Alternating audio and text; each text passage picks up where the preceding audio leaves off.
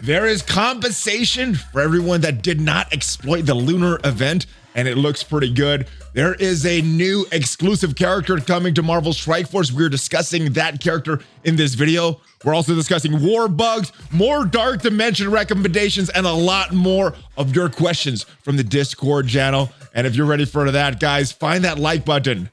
Let's go smash it. ValleyFlyin.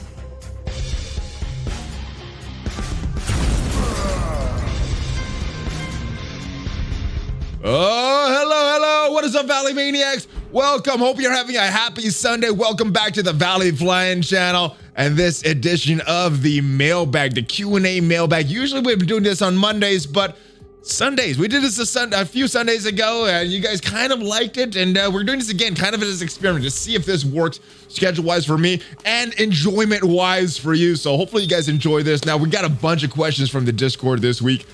We got compensation for the Lunar event that just happened. The compensation is looking pretty good, so we're going to just talk about that. There's an exclusive new character that was discussed in the 2021 roadmap. We're talking about that character as well. There was some bugs in War this week amongst a bunch of other bugs. And as always, guys, there's a lot of Dark Dimension recommendations, questions from the mailbag. Now, if you want your question potentially featured on an upcoming edition of this Monday mailbag, or Sunday sometimes, of the mailbag, whatever day it is, make sure you join the Discord. And without further ado, guys, let's get to your questions. Boom.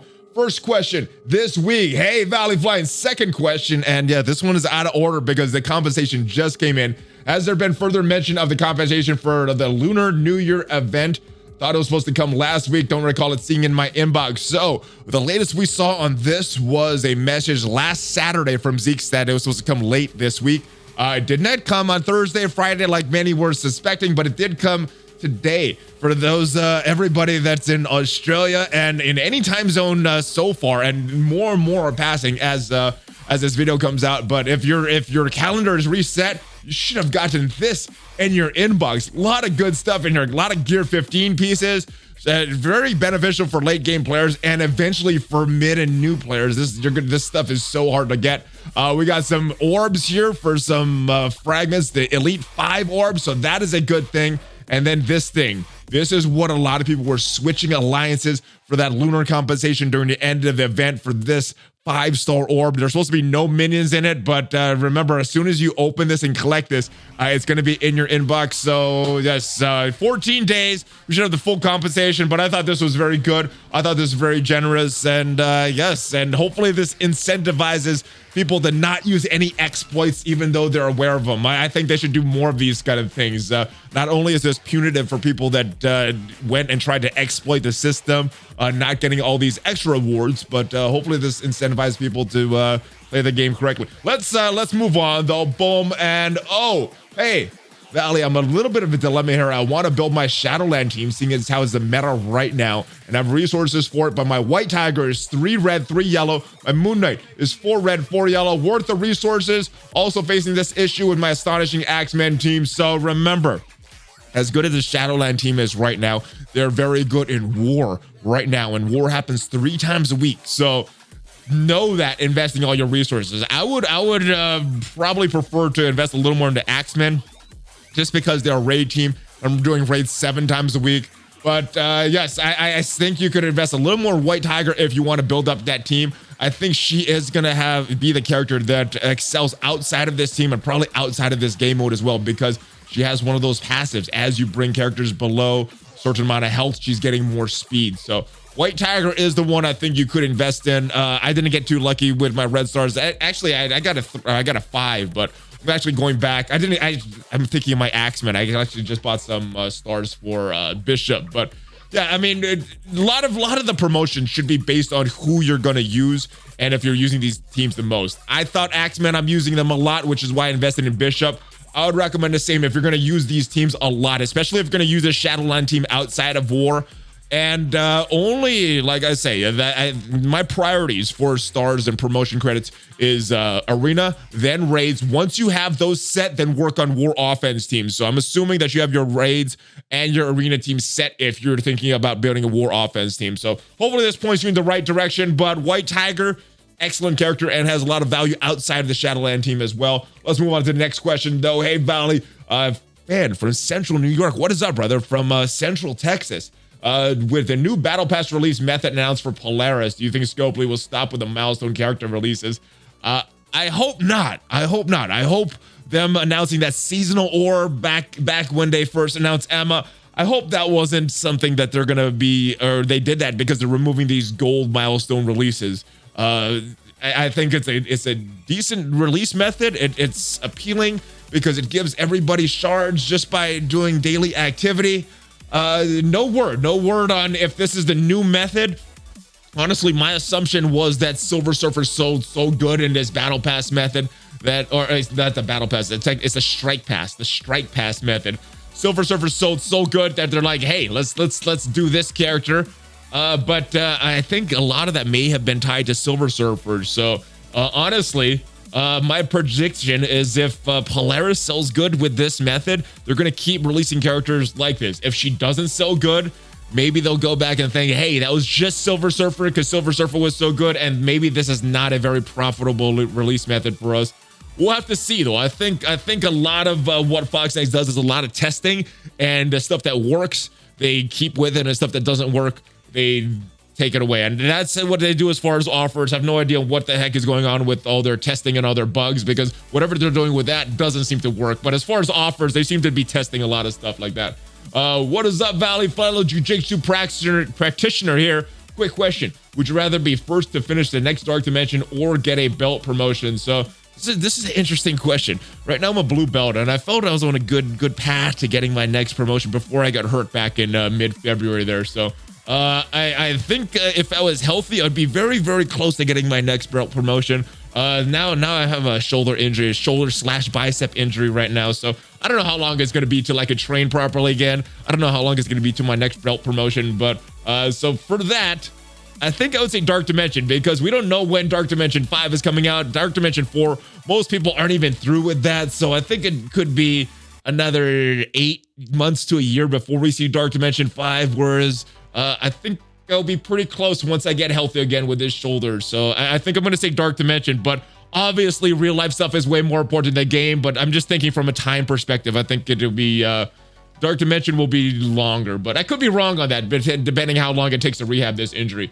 All right, any rumors or indication when Skeletori rework is coming? So the latest we've seen on this was from a blog post. I think, I can't remember which one, but it said 5.3 is when Skeletori is getting their rework. So whenever 5.3 rolls around, who knows what that's going to be? Maybe at the end of April, because I think the timing of the Strike Pass for Polaris is going to be towards the end of April. So maybe end of April as far as this. But yes, the latest we've heard, and I don't think we've heard anything since then, was in 5.3, and we're in 5.2 now. So whenever the next update comes is when we should get the rework for Skeletori. Hey, Valley, greetings from the Great South Lake States. I've grabbed a 5 Red Star Orb during the Dark Matter Cosmic event. Was unlucky enough to grab a 7-star Korath. All right, well, it's not the best, but it's not the worst either. He does have some value on a few teams that you mentioned here. The Merc team, Kree team, there is some value for him. Right now, he's sitting at level 58, tier 10, 5553, and a level SO8 3 striker. Any advice? I love the content. Man, this is not a character that I would build, even if I pull the 7 Red Star character. Now, there are going to be great uses for him. I mean, he'll probably smash a lot of characters if you fully invest in him, on fully using him on a Merc team or a Kree team.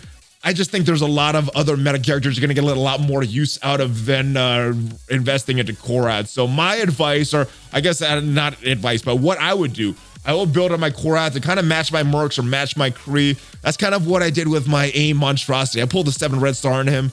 Not the worst character, but I just built him up to the rest of the level of my AIM and kind of stopped there because I didn't see a lot of use for him after that. So if you're going to be using Korath, you plan to take him maybe into Dark Dimension or something like that. I don't know. I don't know where you would use Korath, because although he has a good kit, I don't know what, other than those 2 teams, I don't know where he really would fit in the game right now. So I wouldn't do it. But if you really have a thing for Korath and want to build him up, both of those teams would be good. But I probably wouldn't take him past level 70, but it'd probably be based on where your Kree and Mercs are right now. So Not the worst, but not the best. I just think there's probably other priorities that you want to focus on rather than building up Korath, just based on that red star pull. ValleyFlyin, with all the negativity surrounding the game, what's the chances you can make a video with teams, characters you think you will come across, and well, things you think will come and ones you hope will come? Something a little different and fun. Those are all of my favorite videos about the game because it teaches me about characters maybe I don't know, confirms that I'm not the only one knowing and hoping for a team. All right, so we do these every so often. I like making these fun videos.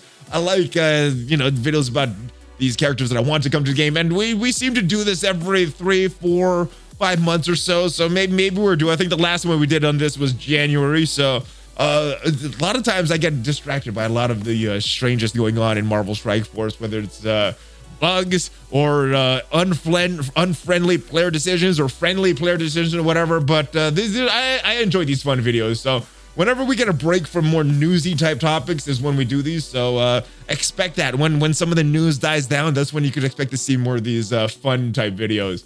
All right, Valley brother, love your channel. Greetings from a close neighbor in Houston. What is up, brother?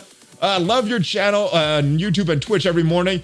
And I'm at work, and as much as this isn't a question, more of a request. All right, can I get a Ric Flair bone shaking woo on your next mailbag? I blast your channels in work, and all my coworkers joining on all the woo battles. All right, so for those of you that don't know, there's a fun clip of Jay Lethal and Ric Flair doing a woo battle, so that's super fun. So I don't know, just kind of a reminiscent of all the folks that stop by the Valley Club in the morning.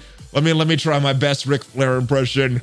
Oldest ride, longest line. Like it or love it is the best thing going today. Diamonds are forever. Woo! And so is the Valley Club. Woo! Anyway, that was some fun. Hopefully you guys had fun with that. But yeah, we do fun stuff like that in the mornings, guys. So check out the Twitch stream every single weekday morning. We do some fun stuff. We do some crazy stuff. We talk about some serious stuff sometimes. It just never know. It's always dependent on where the chat wants to take the stream. So we have fun. Stop by, guys. But hopefully you enjoyed that Ric Flair impression as good or as bad as it may have been. ValleyFlyin finished DD3 a few months ago. I've been hoarding gold orbs, limiting my gold spending to 1 million per day with the hopes of another gold milestone coming. The plan would be once the gold milestones start to bump on my first 5 to level 80, tier 15, start working on DD4, but I've been waiting and waiting and waiting. Is there another gold milestone on the horizon? Should I just say to hell with it, start spending the gold with no real reward? So you got to balance because there may be something. The devs really gave no indication of what they're planning to do with these milestone characters coming forward. All they said is that there's going to be a seasonal orb. They never really said if they're going to stop those milestone releases or not. So I don't think we know one way or the other. So once in a while, I spend over that million gold. Actually, a lot of times I do because I'm building up characters. I'm building up the Axeman, building up Shadowlands, building up the Silver Surfer. All of these cool new characters that I think are going to be very relevant later on. But with that, every time I do that, I'm at risk of not having as much gold for any milestones. So build up the characters that you need. You know, if not spending over 1 million gold is hurting your roster and hurting your progress in the game, then spend over the 1 million gold. Because you don't know. We don't know. We don't know what's going to happen with these milestones, if they're going to do something like they've done in the past, or they're going to do some completely different system. I know with the orbs and those seasonal orbs, those are going to be different. So you can spend, especially if it's hurting your roster. I do recommend spending and not hoarding. But anytime that you don't need to spend and you're just spending because, hey, this character would be nice to upgrade and not because I need to upgrade this character, then save it, do that 1 million. But if there's a character like Axeman or someone that you need for raids or arena or someone, build them. Don't wait because we don't know. We don't know about a milestone event. ValleyFlyin, Longshot or Shatterstar, which is more important to upgrade to 5 red? Out of those two, I would say Longshot is the better character based on the cooldowns on their skills.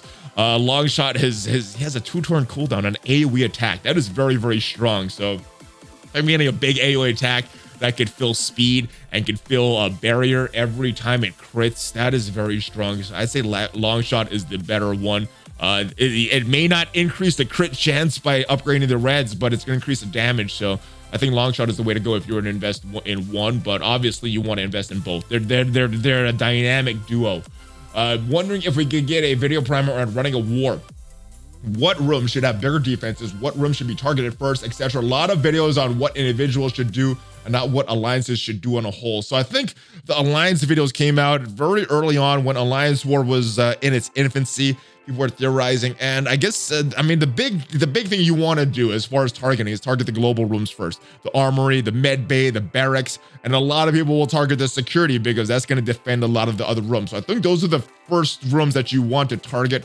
Those are the biggest rooms that you want to defend, although that's been the strategy for a long time. So now there's alliances that are doing things just to kind of counter that theories, you know, putting extra people in flight decks or something off the wall that people do to counter that. But I think if you're just going for a basic strategy, take out the globals first, especially armory, med bay, and barracks. Those are your first three that you should be taking out. And then some of the other ones as well. I know hangar is kind of important in the beginning. And then obviously security, like I mentioned. So that's some general strategy. But if there's more of a demand to get like an updated war guide for alliances and strategies, let me know. I'll definitely make something like that, talk to people. But if there's not, and all the content out there is kind of still relevant, then yeah, I probably won't. But let me know. Let me know if you guys want to see more war-based content for alliances and strategy like that.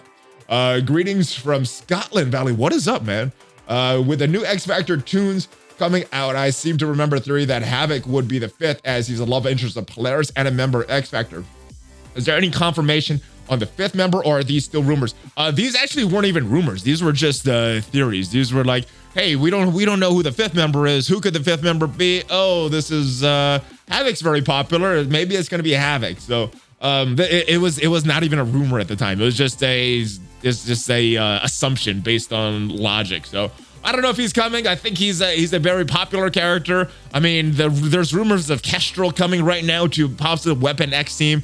That probably wouldn't have been my pick. So who knows what they're going to do with X Factor? Maybe it's when he Richter, like it was mentioned in the Shatterstar biography, or someone, or maybe this is going to be a 4-man team. I don't know at this point. I think the Dad Bros are kind of strong enough to make it a 4-man team, but we'll have to see. We know that the X-Force, we had Deadpool and Cable waiting about 2 years for the rest of the team. So we'll see what happens with the rest of the X Factor. What's up, ValleyFlyin? All the way from San Antonio once again. Hope all is well with you and your family. Here's a quick thought. With abundance of farming that goes into this game, wouldn't it be cool if we could favorite a handful of nodes and run those when we have the energy? It'd be so much easier than going to the rosters, pick the character, the gear that you want, and then going to a tab of the favorites. I would like this. You know, when there's some quality of life changes that come into the game, people are like, oh, this is the feature that I never knew I wanted, but everybody needed. This is kind of, now that I'm hearing this would be so good. This is the feature that I never knew that I needed to ask for, but that I've always wanted. This is such a good feature. I hope this starts gaining some traction, because I would like the devs to make this a quality of life change. Yeah, just not having to go to your roster section, just go node, farm. This is a good quality of life change. I like this. Love the channel. You and OMG have helped me grow immensely. I'm happy that we helped you grow. Question is probably a fairly common one. I'm sitting on 160 silver promotion credits currently. I have a handful of very good characters, 3 red stars. I have 3 big 4 red star characters. All of the above are in war teams, are arguably the best part of each of those individual teams. My primary focus is war. I'm all set for alliance raids. I build my roster pretty evenly, so they're all similar power levels. Would you recommend building to 1 to 5 to red stars, or sharing the wealth and bringing more to 3 to 4 red stars? And finally, which one and which 3? So I'll give you the benefits in each and let you decide. So if you're bringing 1 to 5 stars, the real benefit there is you're making one character stronger, obviously. But if you were to pull these naturally through an orb, these are way harder to get through just a natural orb, whether it be a normal orb or a 4-star orb. These are hard to get. So the benefit in that is you're increasing your chances, or the chance wise, it's the best. Roster wise though, I think you're gonna have the most benefit in bringing 3 of your characters up to usable levels, because it sounds like you're not that endgame of a player based on where your red stars are right now. So I think getting these characters up to 4 stars will be good for you, but once you get to endgame, 4 stars is like the bare minimum. So characters that you have that I would invest in, but those are the benefits in building 1 and building 3. Normally, I try to build 1 really strong, but sometimes there is some benefit in just getting teams balanced up to that 4-star or all at 5-star level. So the ones you have at 3, you have Doc Ock, Thanos, Shatterstar, Taskmaster, Zemo, Invisible Woman, Magneto, and Ghost. All right, so if I had to pick 3 to build up, I'd probably go for Doc Ock, probably Shatterstar, assuming that you already have that 4th star for Longshot. I probably wouldn't go Shatterstar if you don't have Longshot built up to at least that 4-star level, or if you don't have Longshot at all. So Shatterstar, assuming you have Longshot. Taskmaster probably can wait. Zemo, I use him a lot, and I think I'm gonna go with Doc Ock, Thanos, and Zemo based on my roster. Invisible Woman, I don't use her a lot. Magneto, I don't know if I use him a lot, so I don't know if I would recommend him. I mean, War, obviously, you're gonna use some of these characters. And Ghost, she has a great ultimate that does percent-based damage, so the red stars aren't gonna matter too much on them. So you're gonna do 3 of the characters. Doc Ock, Thanos, and Zemo is who I would go with. If you're gonna build one of your characters, it's a 4 red star. The choices are Mr. Sinister, Black Bolt, and Symbiote Spider-Man. My favorite is gonna be Black Bolt, but I probably wouldn't use the red star promotion credits on him. Symbiote Spider-Man, I guess a lot of that's gonna be dependent on the rest of your symbiotes. If you're building him up to be the strongest, everybody else is at 4-star and he's gonna be the 5th, probably hold off. I probably would go Sinister though, just because I know that he has that clone mechanic. That means that he's probably going to be relevant in the meta for a little while now. So Black Bolt already is falling off. 1, because he's kind of slow, and 2, because he's a battle character. Still really, really good though. So I guess it's a lot of it's going to be based on your usage. Those are my recommendations, but you may be using these characters in a total different way than I would. So just do your recommendations based on usage, and there are benefits to doing 1, there's benefits to doing 3, so hopefully this kind of gives you some perspective on what would be best for your roster, because like most things, I don't think there's one cookie cutter answer that would apply for everyone. Hey ValleyFlyin, I was just sitting thinking about the game the other day and thought, what if we were able to see attacks on arena defense, a log like that in war attack history? I feel this would be an incredibly helpful feature and allow us to know specifically how we could work on our defense. I think this would be a fun feature. Every so often, I go on Reddit and people are requesting this more back in the day than recently. But I think, yes, this has been requested for a while. I think this would be good, but I think a lot of the other issues are kind of clouding this. Talk of this kind of went down when Red Stars came around, and then when other teams come around, there's talk of this once in a while, but I would like to see this. I think a lot of people remembering to want this as a feature goes away when there's so many bugs and things like that, but I think this is a feature that a lot of people wanted for a while, and I hope this is another quality of life change that the devs are looking at, or will look at soon. Hey Valley, what's up, brother? Hope you and your family are safe and sound. First, I would like to thank you for your pro tips being around 10 in my arena start. The cords are really helping. Nice. All right, I have commented over Twitter that I'm getting the 2-star server. The point is that I got the Dragonite. I could take Hello right now. Over as it would happen, as I did it for the general and global nodes. I finished them in 2 days, waiting until I get the cosmic and so on. Should I wait for this server unlock maybe 10 to 15 more days, or just take Hela instead? Is there an arena defense that you couldn't take? Arena defenses don't hold. Black Order beats everything, and then hybrid teams beats the Black Order beaters. There's certain defenses that will beat the Black Order, and Black Order beats everything not with that hybrid defense, and then hybrid teams beat everything. So there's nothing really that holds an arena defense. As far as Silver Surfer, so the 2-star Silver Surfer, I haven't used that directly. I have a 4-star Silver Surfer that I just took into Cosmic of DD4, and it's pretty good. He's pretty good in there. As far as Hela though, people say she makes the Cosmic so easy with Greg. So I guess the biggest question is, what are you going to do afterwards? Are you planning to use Hela a lot? I know there's a lot of people bringing her back into arena offense and defense. She's going to have a lot of value. So is Silver Surfer. So I will build up the one that you feel is going to have the most value for you afterwards, whether it be Silver Surfer or whether that be Hela. The big question with Silver Surfer is we don't know how we're going to get more gold stars for him. We have his strike pass going on right now. What is going to happen after that? How are we going to obtain shards? It's not clear. So that's going to be the biggest question in building up Silver Surfer right now. Although at 2-star, it can be viable in a lot of content. So I don't think that's necessarily the wrong decision to build up Silver Surfer. But Hela, we know we could get gold stars on her. And we know specifically for Dark Dimension 4, she'll make it a lot easier. So hopefully that puts it in perspective for you as well. Again, and not a real cookie cutter answer for everybody. It's going to be based on a lot of your users. All right, next question. We're going to skip ahead here. All right. Hey, Valley, love your mailbag and have the audacity to ask 2 questions. What? 2?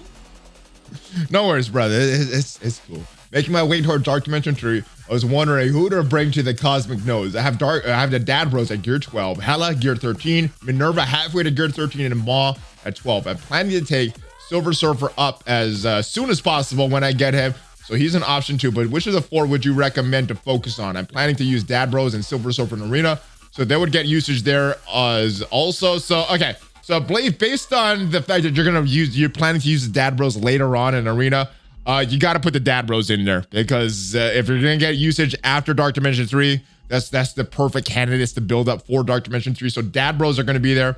You already have Hela there, so or you already have Hela 1 gear away, so probably Hela and probably Minerva as well, just because she's further along. Maw is great. You're probably going to want to build them up at some point, especially before the legendary nodes of Dark Dimension 4, but you could probably wait if speed is the thing and you're very, very close to Dark Dimension 3. That's who I'd recommend. Dad Bros, because you're going to use them afterwards, and they're great. They're a great duo. Hela, because she's 1 gear tier away, and Minerva, she's 1.5 gear tiers away. So just based on your gear and your usage, Dad Bros, that's who I'd recommend.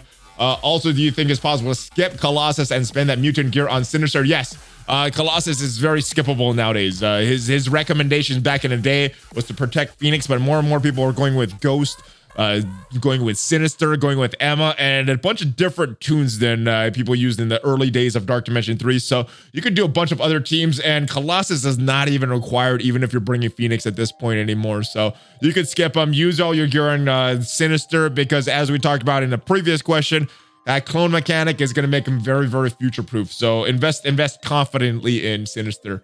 Hey, Valley, can you ask Drew if he can confirm the MSF exclusive character is none other than the Dirty Chummer himself? I'm thinking he would probably be a villain and work really well with fighting against Namor. I think he would, yeah. Definitely a villain. And then probably Captain Blake would be another character with synergy there. So there'll be a couple characters there that'd be exclusive. But seriously, all right. Serious now, all right. What are your thoughts on the exclusive new characters? Are they going to have to tag to work with other teams, or will be like more of a Emma or Miss Marvel that work well with different traits? I have no idea what they're actually going to do. They've been very tight-lipped about this. Haven't heard any rumors, but my guess would be they would be a character that would work well with many different teams. How powerful do you think they would be, as they don't have a comic lore to sell the character? Yeah, so based on this, they need to sell the character. They don't have any, nobody has any emotional ties to this character. They would probably have to be very strong. They would have to be very versatile. So I think someone similar to an Emma that would be very, very strong, be useful on a lot of teams, would be very powerful, because they have to make money after all. And if it's a character that sucks, that nobody has any emotional ties with, yeah, it's not going to sell. So just from a marketing and a business perspective, I expect it to be a very strong character, have a lot of good synergy, and maybe a hand character to help the hand, maybe a Ravager character to help them. I don't know. Maybe it's helping a current team. Maybe it's making a new team. There's been rumors of Kestrel from Weapon X coming, so maybe there's some synergy with that. I don't know. Let me know your thoughts on what team it is, but I definitely think it's gonna be a very versatile and a very strong character if they plan to sell this character. Anyone experiencing a bug in Alliance War where your alliance doesn't get matched up with opponent at the start of your scheduled time? This happened to my alliance and me today. I was wondering if there was a way to fix this issue without contacting customer support. So this is a question from Thursday, and as some of you may or may not know, Thursday there was a big issue with the alliances in Zone 4. They could not start their wars, and this is fixed. There was an issue with some energy, and this just really screwed up a lot of alliances that need all those free energies to clear the alliances. But hopefully there's some compensation coming for this. But yes, this was a bug. A lot of bugs in this game, guys. So a lot of bugs and a lot of compensation. So I don't know what's going on with the QA department. I don't know why they keep doing this stuff. But yeah, that was well documented and fixed after about an hour or two into the war. Maybe 2 hours, close to 2 hours, I think, into war. All right, greetings, Valley, from beautiful Southern Cal. newer account, 160 days. I have been pushing to go straight to DD2 instead of DD1. I think that is the way, my brother. DD2 is way more valuable than DD1. I have Cap, Emma at 13. Minerva is almost done for my last two. Should I go with Mr. Sinister, Ghost, Hela, Thanos, Star-Lord, or the legendary Shuri, or someone that I'm not thinking about? I took some time off of Miss Silver Surfer, not really wanted to buy the strike pass. All right, so you have Cap. I'm not sure which Cap. Not sure if it's Captain America, Captain Marvel. I'll assume it's Captain America though. So Emma is good. Minerva is almost done. Last two should be either Mr. Sinister, Ghost, Hela, Thanos, Star-Lord, or the legendary Shuri. So I don't see a lot of use at the late game for Star-Lord or the legendary Shuri. So I'd take those two out of it. Mr. Sinister still gets a lot of use. Ghost is going to get you a lot of use in Dark Dimension 3 and Dark Dimension 4, so that's a good character. Hela's a great character, and Thanos. So I guess it's whoever you're closest with between Sinister, Ghost, Hela, and Thanos is going to be the correct answer, because I think once Minerva gets done, it'll be fine for you. Ghost, I think if resources weren't an issue and it's just taking up characters, I say go with Mr. Sinister, go with Ghost, and then you'll have Cap, Emma, and Minerva to go with Sinister and Ghost, and that'll be my picks. You can't go wrong with Hela though, and Thanos I think will be a great character outside of that. Maybe a little less valuable in Dark Dimension 2 himself, but you'll get a lot of value outside of it, especially if you have the Black Order built and are thinking of taking him to other game modes. So that's who I'd recommend for those, Mr. Sinister and Ghost, and possibly Hela for those nodes, brother.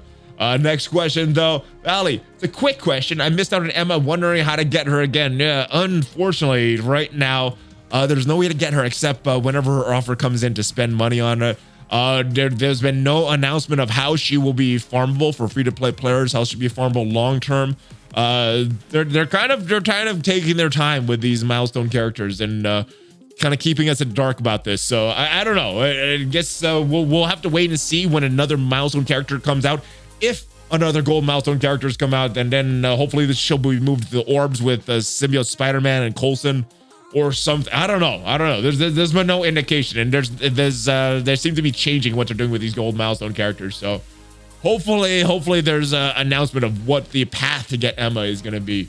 What are the minimum requirements to go through the hand flash relic under event? All right, so minimum requirements. I don't know what the recommendations are and what people have used, but the requirements are all based on the stars. So just get your stars up, and those are the requirements. I would also recommend investing as little as possible, and what I do with a lot of these events, because you have as many you have 3 finishes, but you have as many attempts as you want. So what you can do next time this event is getting clear, make sure you have the stars on these hand characters, and you probably want to pick Nobu because he has the synergy with with unlocking what is the character's name? Phoenix. Jeez. Phoenix, and yeah, he's the villain mystic controller. He has this Phoenix unlock, and you probably want to do Elektra because she's part of that Shadowland team.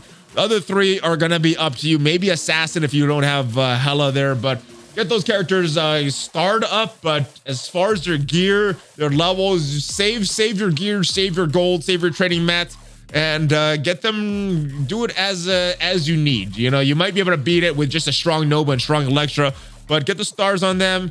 Save your gear, and then when the event rolls around again, because you have all those attempts, unlimited amount of attempts, go in, and if you can't pass it, slowly start upgrading your characters to whatever you need. Once you pass it, then don't worry about it and just start autoing that from now on.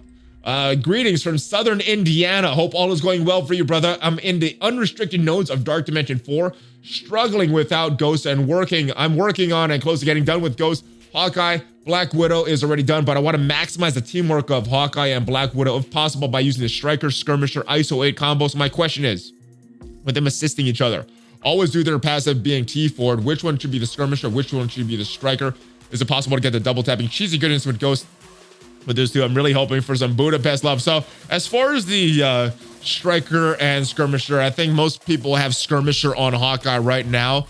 And I believe that's, so he can apply that targeted, but I think that's because he attacks people in stealth with his passive. So he may be getting the targeted on there. I don't have an first-hand experience with Hawkeye. I have enough testing with Hawkeye. I fully test that, but I believe he'll get that targeted with when someone in stealth. So applying that with that skirmish attack. And then Black Widow Striker, she has a ISO 8 assist that's going to clear 1 positive effect. Normal basic clears all of them, but her assist will clear 1. So I think that's proper to give this striker class for her. So long and short answer of this, striker class for Black Widow, skirmisher class for Hawkeye, and that's my recommendations. And if anybody knows about the double tap synergy with Ghost, if you could do something like that, let me know. Valley, thanks for answering my question last week. Cool to see my name on the channel. Well, it is on again, brother. And I think this was briefly mentioned by Reminex on one of your episodes, but I'm free to play. I have a 2-star Silver Surfer after the Strike Pass season. Is 2-star going to be worth bringing up to DD4? If no, should I start building and praying that Scopely gives us open Silver Surfer shards sooner than expected for free to play, or wait and invest resources until I get Silver Surfer to higher red stars? So, interesting thing. I haven't taken a 2-star Silver Surfer, so I have no testing on it. I know early on when Silver Surfer was released, though, Reminex took his 2-star Silver Surfer into the Doom raids, and he did very well there. So if he could do well there, I'm assuming even at the 2-star levels, he'll do well in the cosmic lanes of Dark Dimension, although it's still going to be a struggle. I have a 4 gold, 3 red Silver Surfer. Took him into the last node, and yes, he did very well, but it wasn't like, oh, it's easy mode now. So yeah, he'll do well. But as far as his viability, I think it can be worth bringing up. There's no mention of how you could get more stars on him, though. So be aware of that. If you're going to put all those resources into Silver Surfer, know that it may be a while before you get more gold stars on this character. So if that still sounds appealing to you, and his viability at 2-star is questionable, probably good, but questionable, then put the resources into him. If you want a more solid guarantee for your investment, a character that you know you can get the gold stars on him, and that you know you're going to use this character down the road, then do that. But if you want to try Silver Surfer, then you can go that. I think the big risk though is the gold stars, because we don't know when we're going to get more gold stars for Silver Surfer available. Next question. I'm in DD3. I've taken the Hela, Symbiote Spider-Man, Ghost Phoenix, and Minerva to 14. I'm planning on doing Anti-Venom, Scream, and Maw. I don't know if it is more or if this is the bare minimum. So let's look at the nodes. Let's look at the global nodes. We have Ghost, we have Phoenix, and we have Emma for the global nodes. I think that should be good. You should be able to beat that with those 3 characters and get through it at a decent amount of time. There's gonna be some struggling nodes, like those. I think it's node 7 and 8 with the is it Iron Fist? I think it's a bunch of Iron Fists that come out in node 8, and then 3 is when it has all the Miss Marvel. So node 7 and 8 I think are the tough ones. You're still gonna struggle there, but that should get you through it. Cosmic lanes, you have Minerva, you have Hela, and you are planning to do Maw. So that should get you through Cosmic. You're lacking a little protection, so there'll be some days that you just die and getting bad RNG. You might have to do nodes a few times, but that should get you through that. And as far as you have the city, you have Symbiote Spider-Man, Anti-Venom, and Scream. I think Carnage is a little better instead of Scream, but I see why you're doing Scream, because he's so cheap to take into Dark Dimension 4. You're not losing value there. So that should get you through City. If you want to also do Cosmic, I think it'll make City a lot easier, but just Symbiote Spider-Man, Anti-Venom should get you through that. And Scream is just a bonus on that. So yeah, as far as bare minimum, you should get through Dark Dimension 3 with those characters, brother. So if you want it faster, you might want to bring up a few other characters, but if you're not rushing and just taking it through and saving resources for Dark Dimension 4, then that should get you through it. All right, I got enough T15 for one of these two. Not sure who to pick for Dark Dimension 4 based on difficulty. Invisible Woman or Carnage. I have Symbiote Spider-Man, Anti-Venom, Scream, and Night Nurse for City. Phoenix, Maw, Doc, and Jubilee for Legend. What are your thoughts? So you already have 4 for each. So this would be more of a luxury for you, because you should be able to get through the city nodes with these characters. You should be able to get through the legendary nodes with these characters. So it's just on who is going to speed it up the most. Now, I heard, now, granted, a lot of this is going to be based on what I've heard from you guys, because right now I'm in the last node of City. And I have the team that you have. I do have Carnage, though, and they got through those first 2 nodes very easily. They're doing well on that last node as well, although I heard that last node gets very, very tough in City. I've also heard that Invisible Woman makes the legendaries a lot easier, although you might struggle to use her outside of that. So based on what I am using right now, where I'm using Invisible Woman, Carnage, I think I'm gonna get a lot more use outside of Dark Dimension 4 with Carnage. So my recommendation would be Carnage. You're gonna get through it anyway. So either one of these will be fine. I think it's gonna come down to who you plan on using afterwards. Both of these will take some days off your Dark Dimension run, but build up who you're planning to use afterwards. If you're planning to use Invisible Woman a lot, maybe with some Silver Surfer synergy, or outside of Dark Dimension, build her up. If you're not, then I would probably save the resources and build up some other character. You're gonna use Carnage, especially with the symbiotes in the raid nodes, in bio section of the Doom raids, then yeah, build up Carnage. So I built up Carnage, but it's gonna be based, this is not a cookie cutter answer either. This is gonna be based on what you're planning to do after Dark Dimension, not necessarily, I wouldn't base it on taking some days off your Dark Dimension. I would base it on what you're gonna plan to do with these characters after, because it's so rare to get those Gear 15 pieces. So that's my recommendation for this one, brother. I'm in Dark Dimension 4, finished the first 3 nodes with Zemo, Sinister, Ghost, Thanos, Symbiote, Spider-Man. I'm waiting to start the global node since I only have 3 in Zemo, Ghost, and Sinister. I want Emma as my first, but she's Gear 14, and I'm waiting for mini uniques. I have Black Widow at 13, Sabretooth at 13. Should I wait and finish up Emma, or should I make the move to bring Black Widow and Sabretooth to 15 to start the global nodes? So you don't need 5 to enter the global nodes. You only need 4. So I don't think you need Black Widow and Sabretooth. Now, I did not do Zemo. I did Black Widow and Sabretooth because Emma is very expensive. So I didn't do that character. And for the price of Emma, for those 15s, I got Sabretooth and Longshot. So I got a global and a cosmic character. Emma's better, hands down. And Longshot is not as good without Shatterstars. So not the best as far as speed and efficiency for getting through the nodes, but as far as use of resources, I don't regret it. Now, you already have a skill character in Zemo. If you already have the skill and can take up Black Widow right now, especially if you're stalled, take Black Widow up right now. She's very cheap, and I'm using her in the Doom raids every day, along with Zemo. So you're not going to lose investment there. You already have the 4 characters for the global, so I wouldn't do Sabretooth.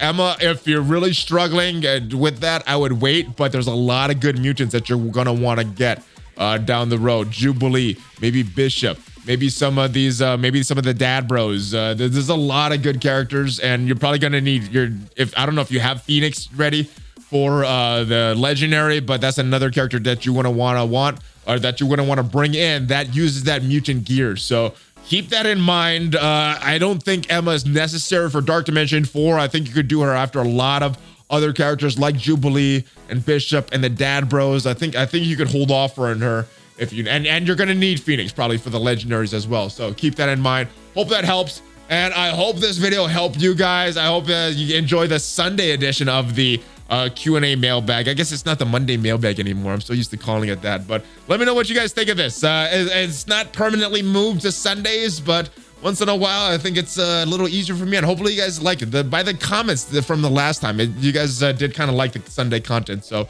hopefully this helps. Hopefully you guys enjoyed this. And hopefully you guys have a great weekend. Hopefully I'll see you guys tomorrow morning on the live stream with the rest of the Valley Club.